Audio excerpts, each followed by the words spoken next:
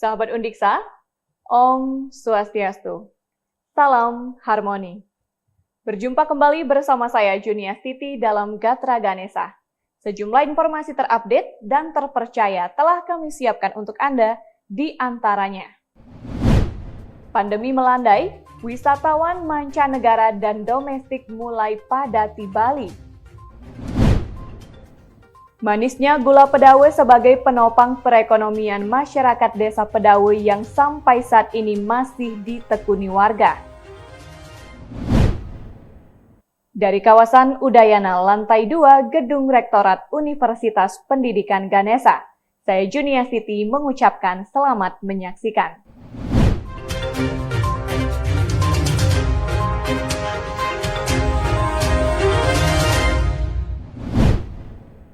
Mengawali informasi pagi ini datang dari pandemi COVID-19. Melandainya pandemi COVID-19 di Indonesia dan dibukanya pintu masuk internasional di Bandara I Gusti Ngurah Rai Bali menjadi angin segar bagi sektor pariwisata di Pulau Dewata Bali. Hal ini terlihat dari kunjungan wisatawan mulai menggeliat di sejumlah objek wisata yang dipadati oleh wisatawan Nusantara maupun mancanegara. Salah satunya di objek wisata Penglipuran, Penelokan Kintamani Bangli, dan sejumlah pusat oleh-oleh khas Bali.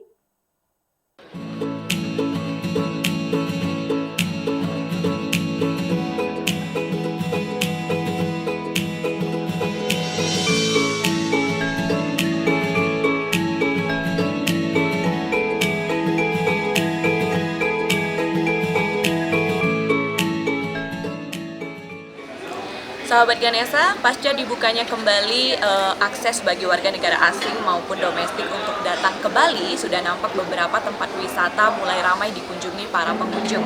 Seperti misalnya di Desa Wisata Penglipuran, kawasan wisata daerah Kintamani, Ubud, dan juga Sukawati. Seperti yang terlihat di belakang saya, saat ini saya tengah berada di salah satu tempat wisata yang ada di daerah kawasan Kintamani. Di sini kalian bisa melihat keindahan Gunung Batur dan juga sejuknya udara Kintamani, dan yang pasti ini akan menambah semangat kalian dan kegembiraan kalian ketika berlibur ke Bali. Semoga dengan dibukanya akses wisata yang datang ke Bali bisa menghidupkan kembali roda perekonomian masyarakat Bali pasca adanya pandemi COVID-19.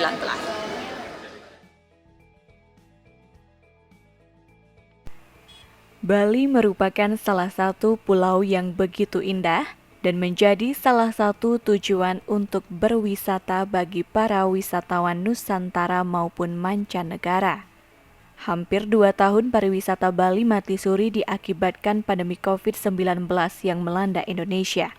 Namun sejak dibukanya pintu masuk Bali di Bandara Internasional Ngurah Rai Bali dan melandainya COVID-19, pariwisata Bali kembali hidup.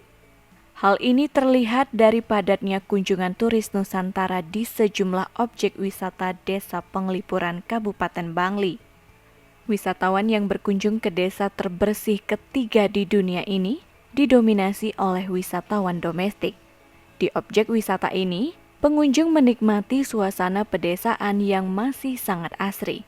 Selain itu juga dapat menyaksikan bangunan tradisional beratapkan bambu yang masih terpelihara baik oleh masyarakat, maupun menikmati minuman khas seperti loloh cemcem dan membeli berbagai jenis souvenir berbahan bambu. Manajer Desa Wisata Penglipuran Wayan Sumiarsa mengatakan, kunjungan wisatawan saat hari libur mencapai 2.000 orang per hari yang didominasi domestik. Menggeliatnya kunjungan dinilai sebagai dampak adanya pelonggaran aktivitas masyarakat. Masyarakat menyambut baik situasi ini karena memberi dampak pada sektor ekonomi. Pasalnya selama pandemi, kunjungan sempat menurun dan masyarakat yang bergelut di dunia pariwisata banyak beralih ke sektor pertanian. Setelah pandemi ini, jadi ada pelonggaran-pelonggaran. Jadi desa kami, Desa Wisata Penglipuran ini kunjungannya semakin meningkat. Itu rata-rata sampai 2.000 per hari sekarang. Ya. Itu puncaknya tanggal 5, yaitu sampai 6.000 ya per hari. Untuk wisatawan asing gimana Pak? Kalau untuk wisatawan asing, jadi sampai tanggal 16 itu sudah mencapai 1.000 orang. Ya, 1.000 orang. Ya, untuk daya tarik? apa yang ditawarkan saja Pak? Kalau Ada pengembangan lagi? Kalau kami di sini kan ingin menonjolkan daya tarik wisata berbudaya. Jadi ketika wisatawan datang ke sini, wisatawan bisa melihat arsitektur bangunan, dan itu yang pertama. Yang kedua, desa kami juga sudah dinobatkan sebagai desa terbersih di dunia. Jadi wisatawan juga bisa melihat kebersihan desa kami, di mana bisa belajar juga gimana caranya warga kami menjaga kebersihan yang ada di desa ini. Nah, untuk pengembangan kami dalam jangka panjang ini kami akan mengembangkan atraksi wisata terbaru, yaitu hutan bambu yang ada di lingkungan desa Penglipuran ini. Desa wisata Penglipuran tidak hanya menawarkan wisata budaya dan lingkungan. Pengembangan potensi terus dilakukan. Salah satunya pemanfaatan hutan bambu sebagai wisata atraksi. Wisata ini dapat menjadi pilihan tambahan bagi para pengunjung.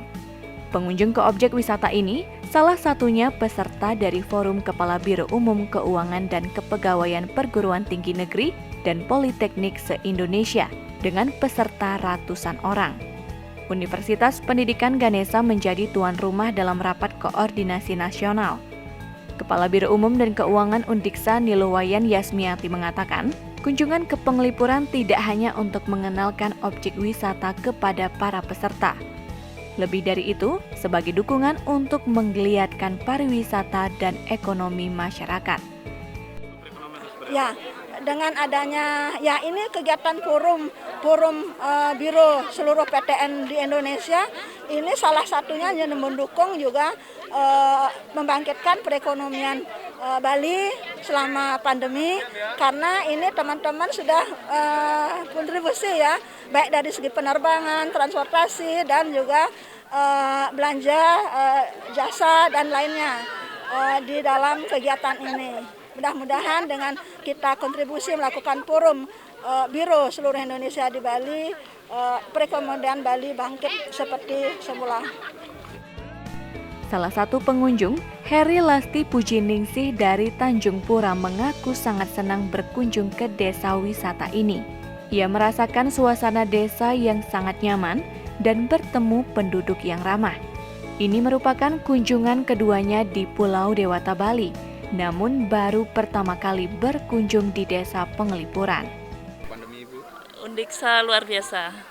Luar biasa Undiksa menyambut kita, para kepala biro. Terima kasih atas perhatian dan terima kasih atas kerjasamanya Undiksa yang sangat luar biasa. Ya, Bu, kemudian kesannya berkunjung ke sini ke Bali gimana Bu? Bali sangat bagus. Bali kota wisata yang luar biasa, yang memang sudah sangat terkenal dan sangat ramah orang-orangnya. Ya, secara khusus berkunjung ke desa ini gimana Bu? Desanya sangat bersih, orang-orangnya sangat ramah. Kita semua sangat merasa bahagia di sini. Apa yang dibeli tadi Bu? Cem-cem.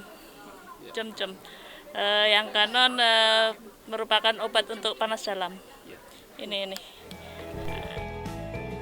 Selain desa wisata Penglipuran, peningkatan jumlah kunjungan juga terjadi di objek wisata Kintamani, Kabupaten Bangli. Di tempat ini, wisatawan dapat menyaksikan keindahan gunung dan danau Batur. Suasana serupa juga nampak di sejumlah pusat oleh-oleh khas Bali, salah satunya di Pasar Seni Sukawati, salah satu pasar di Kabupaten Gianyar yang menawarkan berbagai produk seni khas Bali, seperti pakaian, lukisan, dan souvenir lainnya. Humas Undiksa melaporkan.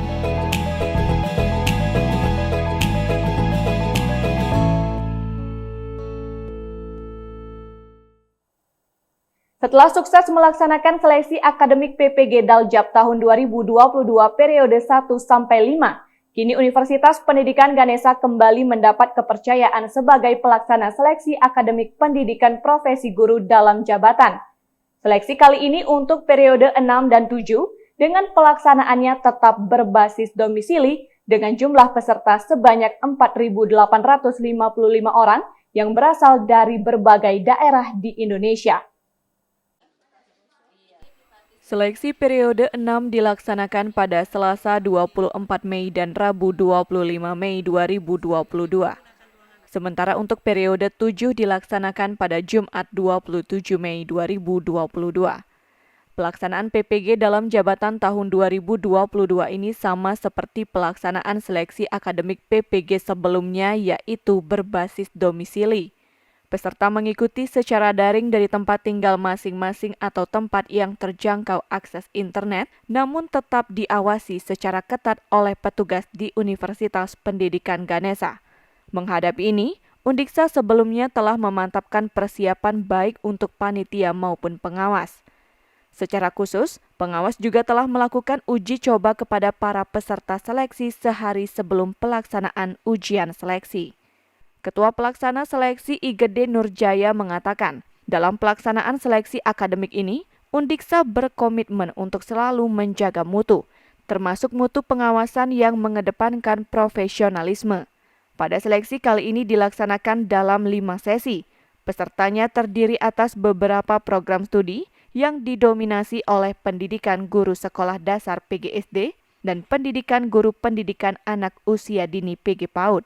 Nurjaya berharap seleksi kali ini berjalan lancar.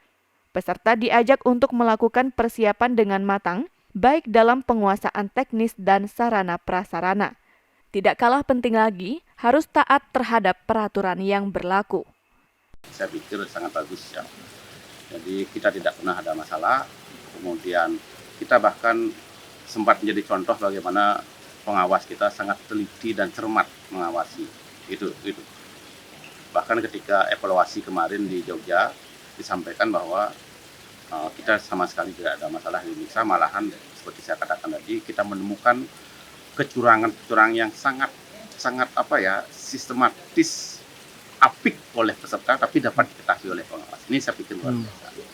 Nah, kemudian bagaimana tanggapannya diberikan kepercayaan lagi Pak sebagai pelaksana seleksi akademik? Ini tentu sebuah kepercayaan dari kementerian, kepercayaan yang diberikan kepada Undiksa yang harus kita jaga.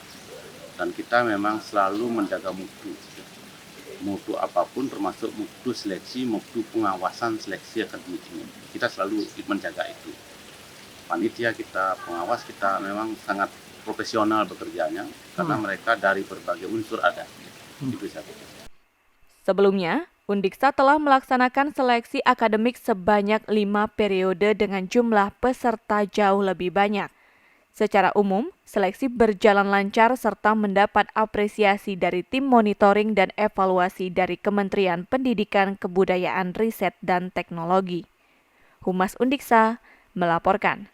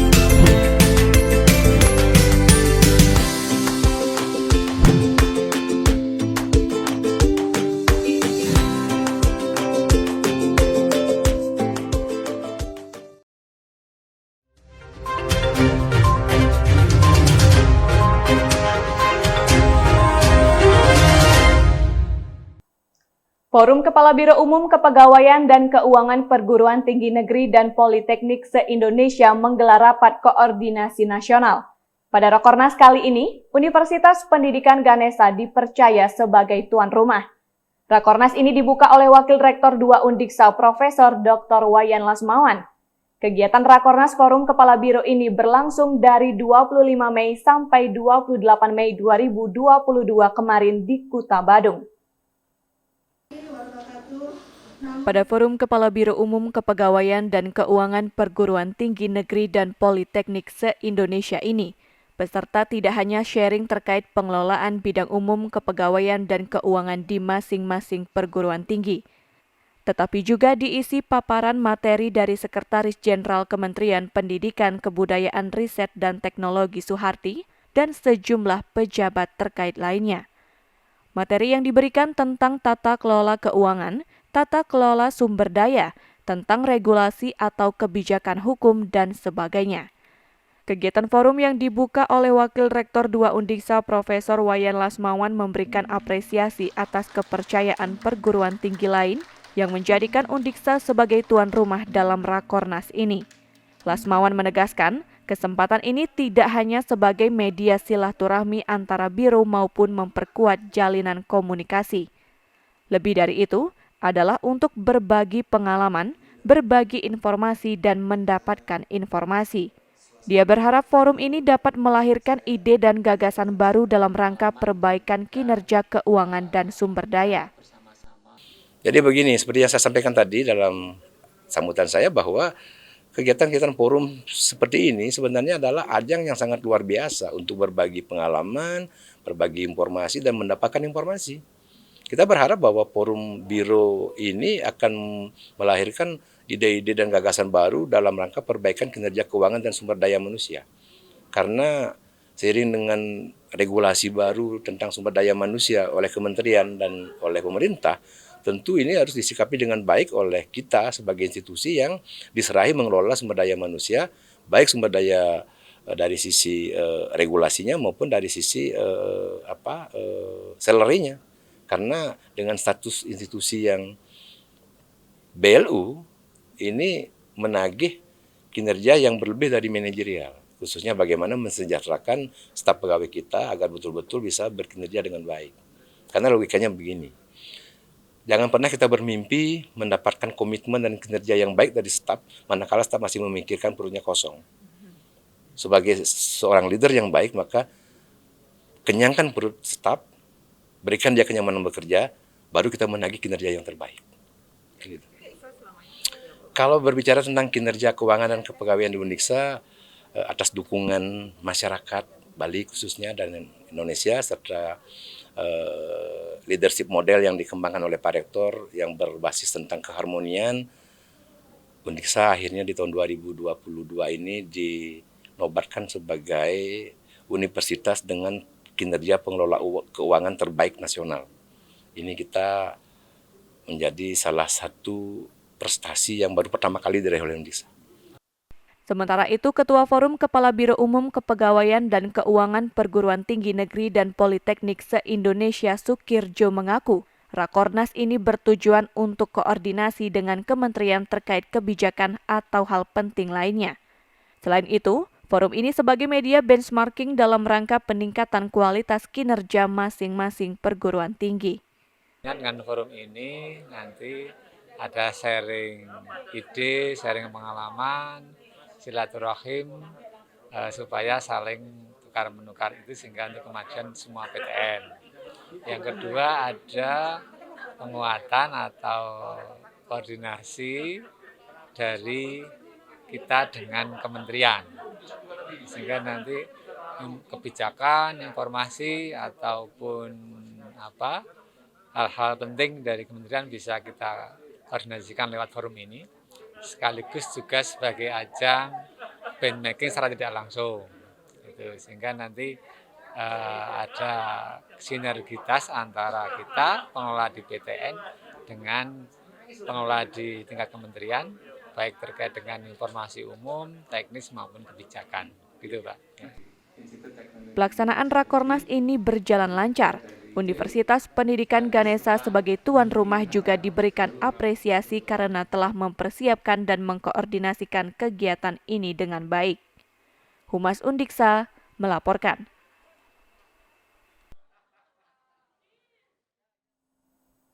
Peringatan Hari Kesaktian Pancasila yang jatuh pada 1 Juni, momentum ini harus dijadikan oleh masyarakat Indonesia untuk semakin membumikan nilai-nilai Pancasila dan menjadi bagian nyata dalam kehidupan sehari-hari. Hal tersebut disampaikan oleh akademisi Universitas Pendidikan Ganesha Dr. Imadi Pageh. Hari Kesaktian Pancasila bukan sekadar peringatan yang harus dilakukan setiap tahun. Peringatan Hari Kesaktian Pancasila yang jatuh pada 1 Juni ini sebagai momentum masyarakat Indonesia untuk semakin membumikan nilai-nilai Pancasila dan menjadi bagian nyata dalam kehidupan sehari-hari. Hal ini diungkapkan oleh akademisi Universitas Pendidikan Ganesha Imadi Pageh. Akademisi bidang sejarah ini memberikan sekilas gambaran tentang sejarah lahirnya Hari Kesaktian Pancasila. Dijelaskan, hal tersebut tidak terlepas dari kegagalan ideologi yang dikenal dalam sejarah sebagai ekstrim kanan dan ekstrim kiri untuk menggantikan Pancasila sebagai ideologi bangsa Indonesia. Serangkaian pemberontakan yang terjadi tidak membuat Pancasila goyah, melainkan menjadi semakin kuat atau sakti.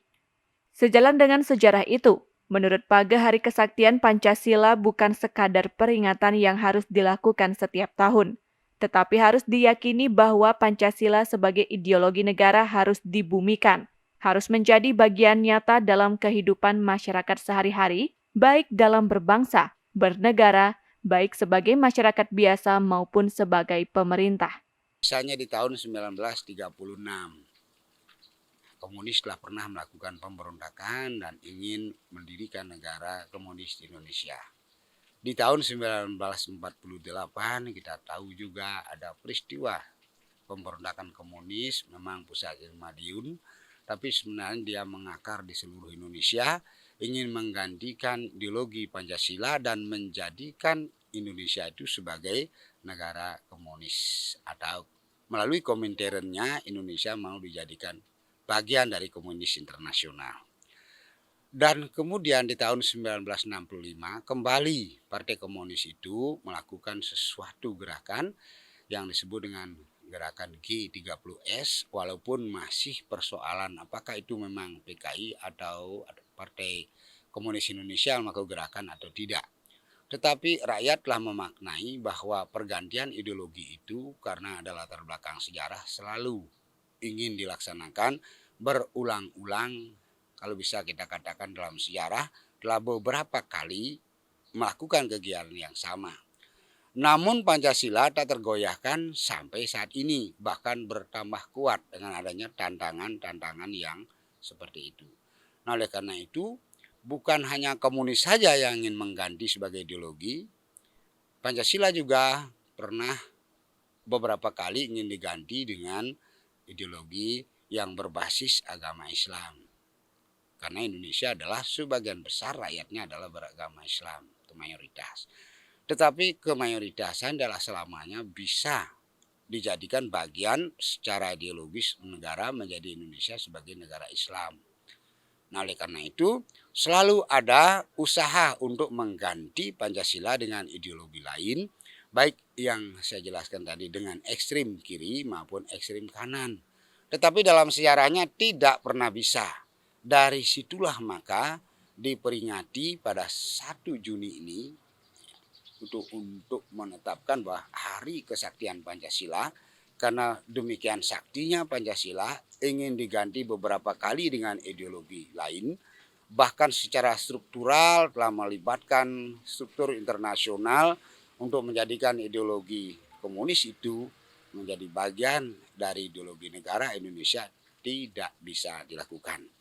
Dari situlah keyakinan kita bahwa Hari Kesaktian Pancasila adalah bukan hanya sekadar pelaksanaan ritual yang harus dilakukan setiap tahun sekali, tetapi harus diyakini bahwa Pancasila sebagai ideologi negara itu harus dibumikan, dijadikan bagian kehidupan nyata kita sehari-hari, sehingga siapapun kita sebagai orang Indonesia, agama apapun yang kita anut, suku apapun kita, dimanapun kita berada, kita wajib hukumnya untuk melaksanakan Pancasila sebagai bagian dari kehidupan kita, sehingga menjadi ideologi dalam kehidupan kita, baik kehidupan berbangsa, bernegara, baik sebagai rakyat biasa maupun sebagai pemerintah yang bersama-sama hidup untuk menjadikan Indonesia jaya ke depan.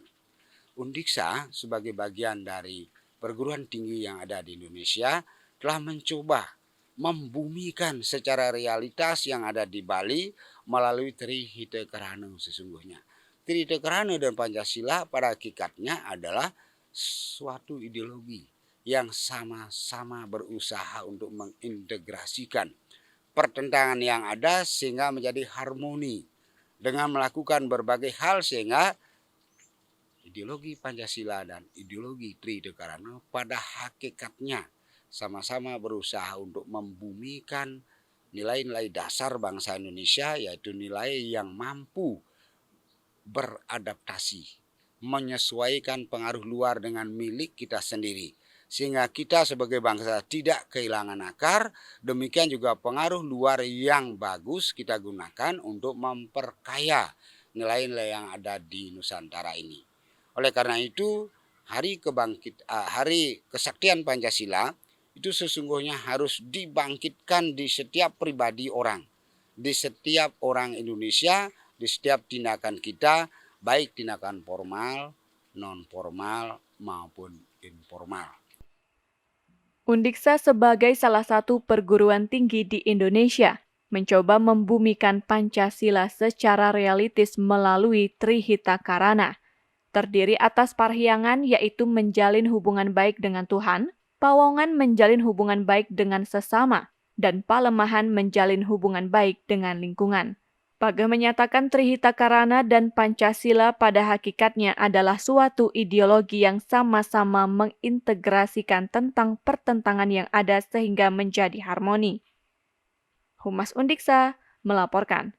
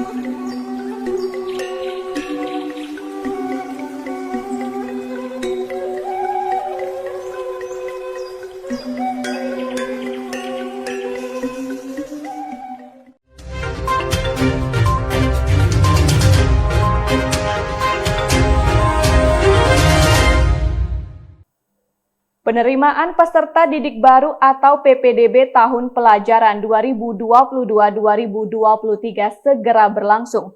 Guna mengantisipasi munculnya persoalan, Akademisi Universitas Pendidikan Ganesha Profesor Dr. Iwayan Lasmawan mengajak masyarakat maupun pihak sekolah untuk taat terhadap regulasi.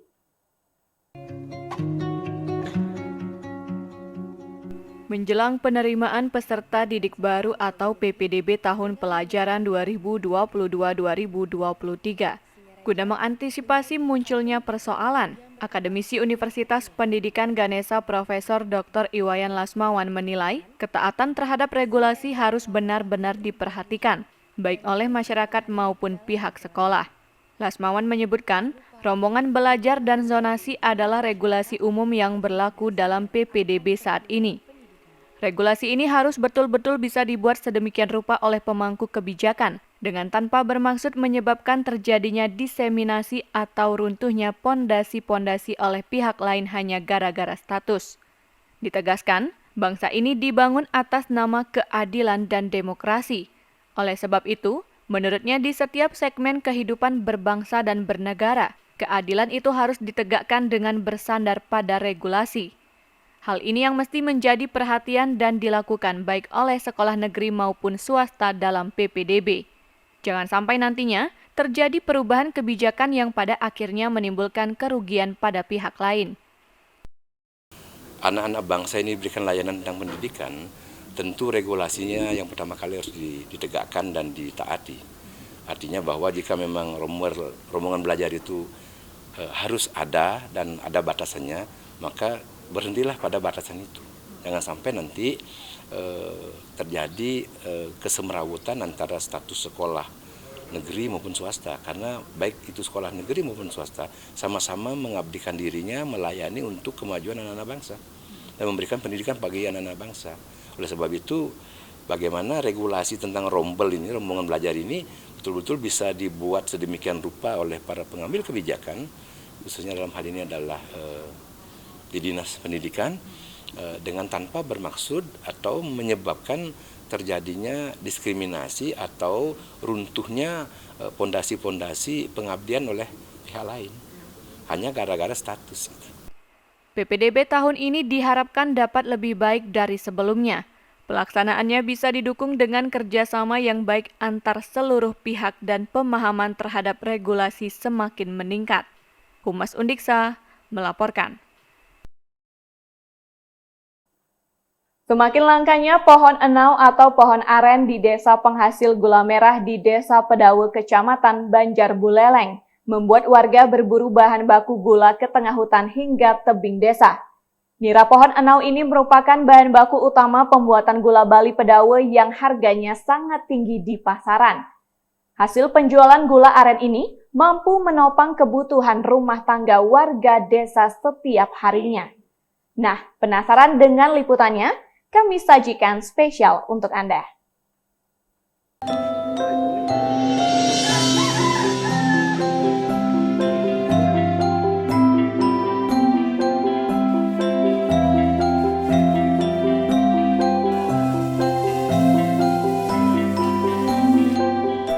Suasana pedesaan masih sangat terasa ketika berkunjung ke salah satu desa tertua di Buleleng ini.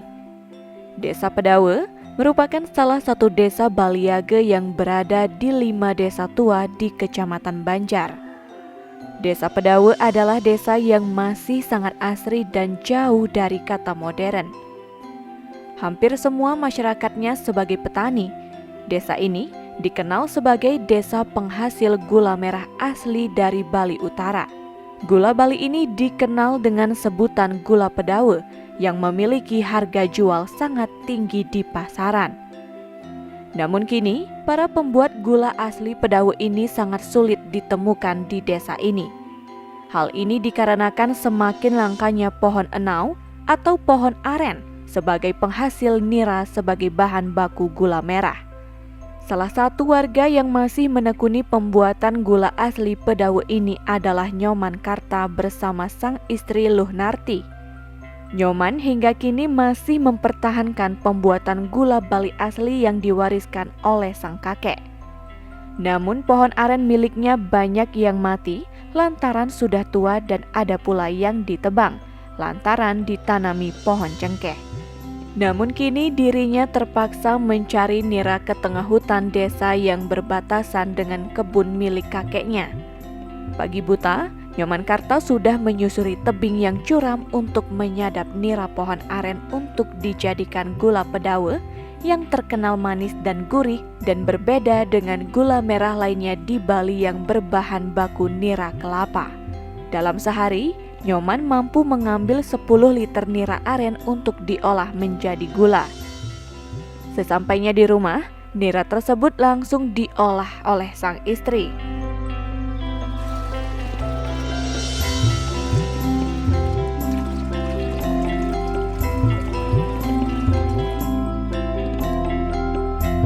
Pengolahannya ini masih tradisional dengan menggunakan kayu bakar, sehingga menghasilkan rasa gula yang khas baik manisnya dan rasanya yang gurih.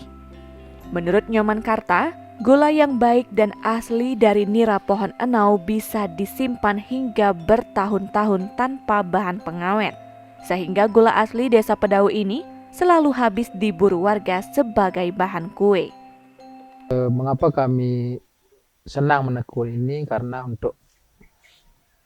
anggaplah untuk menstabilkan kebutuhan rumah tangga itu juga bisa dibilang bisalah untuk menstabilkan itu, atau lumayan lah untuk itu. Tapi sebelumnya ada keturunan juga Pak ya di desa ini yang artinya secara turun-temurun ini dilakukan. Oh, kalau untuk di Pedau ini memang untuk menekuni gula aren ini sudah bisa dibilang turun-temurun lah. Kalau misalnya seperti kami ini dari bapak kami sendiri sudah menggeluti usaha gula aren ini, Pak. Setiap hari produksi berapa Pak? Tergantung Pak. Kalau produksinya setiap hari itu, kalau contohlah seperti sekarang ini kami produksi mungkin 2 pohon. Satu pohon itu ngambil sekali itu berkisar 1 kilo. Berarti untuk ngambil satu kali pengambilan itu kami dapat 2 kilo tuh. Kalau misalnya satu hari karena 2 kali pengambilannya pagi sore berkisar 4 kilo lah untuk satu harinya ini. Di pasaran gula asli Pedau terbilang sangat mahal, mencapai Rp30.000 hingga Rp40.000 per kilogramnya. Gula merah ini dikirim Nyoman hingga ke sejumlah pasar di Kota Denpasar dan Tabanan. Penghasilan dari pembuatan gula merah ini mampu menopang kehidupan warga setiap harinya. Tidak itu saja, Desa Pedau juga merupakan desa Baliage yang masih mempertahankan budaya dan ciri khas desa Baliage, yakni warga masih mempertahankan rumah tua yang terbuat dari bambu. Rumah tua yang terbuat dari bambu ini sering dikunjungi turis mancanegara. Tak jarang, rumah ini menjadi tempat menginap para wisatawan yang ingin merasakan tinggal di sebuah rumah bambu. Humas Undiksa melaporkan.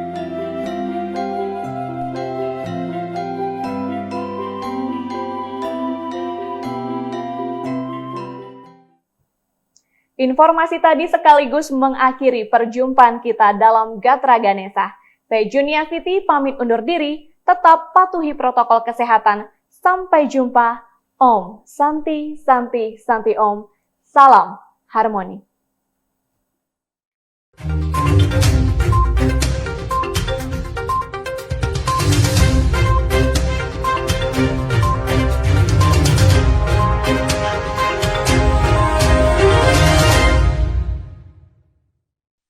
Acara ini diproduksi oleh